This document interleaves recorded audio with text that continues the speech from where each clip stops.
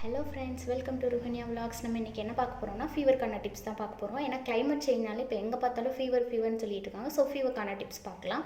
உங்கள் வீட்டில் குழந்தைங்க இருக்காங்கனாவே நீங்கள் தெர்மாமீட்டர் வாங்கி வச்சுக்கோங்க. டிஜிட்டல் தெர்மாமீட்டர் வாங்கி வச்சிங்கன்னா உங்களுக்கு ரொம்ப ஹெல்ப்ஃபுல்லாக இருக்கும்.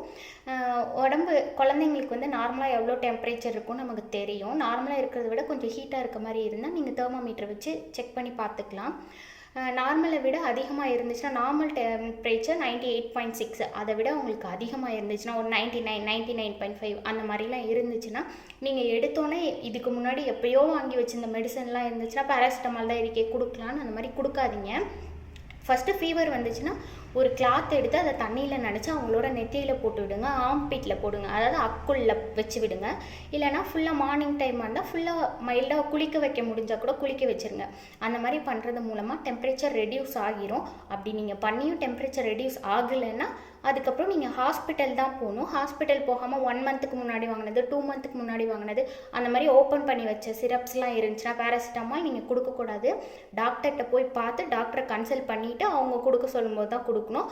அவங்களும் நீங்கள் ஓல்டாக வச்சுருந்தீங்கன்னா அதை கொடுக்க சொல்ல மாட்டாங்க. புதுசாக வாங்கி ஓப்பன் பண்ணி தான் கொடுக்கணும்.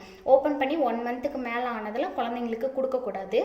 ஸோ அதை பண்ணிக்கோங்க. அப்புறம் நெக்ஸ்ட் வந்து குழந்தைங்களுக்கு ஃபீவர் வந்துச்சுன்னா ஃபுல்லாக ஸ்வெட்ரு போட்டு கவர் பண்ணி வைக்காதீங்க. ரொம்ப டைட்டான ட்ரெஸ்ஸஸ்லாம் போடாதீங்க.